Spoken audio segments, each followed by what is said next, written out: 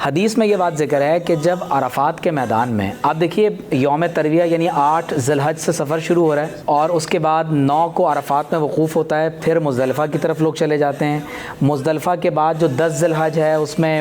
طواف بھی ہو رہا ہے، اس میں حلق بھی ہوتا ہے، قربانی بھی ہو رہی ہے، کنکریاں بھی ماری جا رہی ہیں۔ آپ یہ دیکھیے کہ اللہ تبارک و تعالی عرفہ کے دن خصوصی طور پر اپنے بندوں پر توجہ فرما کر ملائکہ کے سامنے فخر فرماتا ہے کہ یہ پراگندہ بال ہیں، ان کا جسم غبار آلود ہے اور یہ مجھ سے صرف مجھے کو مانگ رہے ہیں۔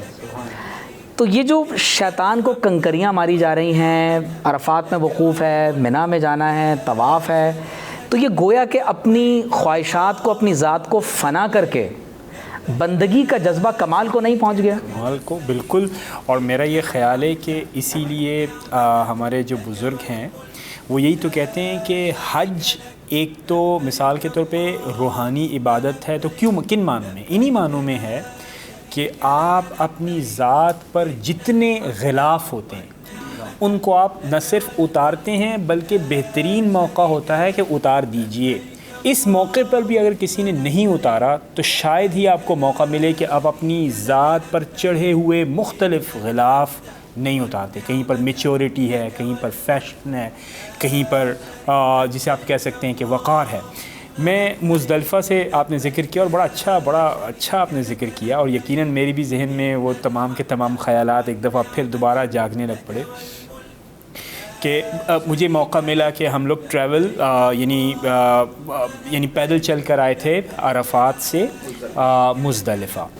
اور یعنی ساری ٹریولنگ پیدل ہو رہی ہے ساری، اور پوری ٹریولنگ جب آج میں اس کی ریکارڈنگ کے لیے آ رہا تھا تو میرے ذہن میں خیر یہ روایت نہیں تھی، لیکن میں نے سنا کہ امام حسن رضی اللہ تعالیٰ عنہ نے اس بات کا خصوصی طور پر اہتمام فرمایا کہ مجھے شرم آتی ہے، حیا آتی ہے کہ میں اللہ کی بارگاہ میں جاؤں اور سوار ہو کر جاؤں۔ اللہ تو ہم تو خیر چلو یعنی آپ یہ کہہ سکتے ہیں کہ منی تک اور منی سے عرفات تک بس پر گئے، لیکن وہ جو یعنی پیدل چلنے کا سفر تھا وہ تقریباً کوئی 3-3.5 گھنٹے مسلسل واک تھی، اور پھر مزدلفہ سے شیطان کو کنکریاں مارنا یہ بھی ایک تقریباً ٹھیک ٹھاک واک یہ بن جاتی ہے، میرا خیال ہے کہ 5 کلومیٹر کے آس پاس ہونی چاہیے، اور اس کے بعد پھر واپس جب آپ وہاں سے کنکریاں مار کے آپ انتظار کرتے ہیں قربانی کا اور پھر حلق وغیرہ یہ تمام چیزیں۔ ایک بات تو یہ تھی کہ جب مزدلفہ میں ایک عجیب سا منظر ہوتا ہے، منظر یہ ہوتا ہے کہ آپ آگے اب آپ نے آرام کرنا ہے، ٹھیک ہے، اس میدان میں رات کی تاریکی میں آپ کنکریاں تلاش کر رہے ہوتے ہیں کہ شیطان کو مارنا ہے، اور اس کے اپنے فضائل ہیں۔ آپ دیکھتے ہیں بھائی دنیا آپ گھوم کر آ گئے، آپ یہاں پر آ گئے، کنکریاں کیوں؟ صرف اس لیے کہ اس مقام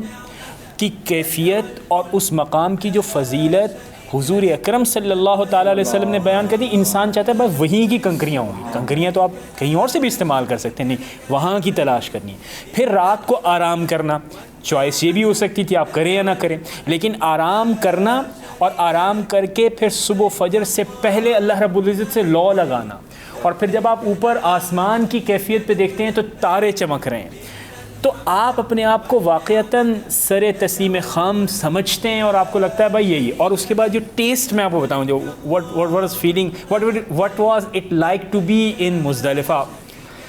کہ فجر کی نماز آپ نے پڑھ لی، پھر آپ انتظار کرتے ہیں، جب وقت ہوتا ہے تو پھر وہ میدان آپ چھوڑتے ہیں،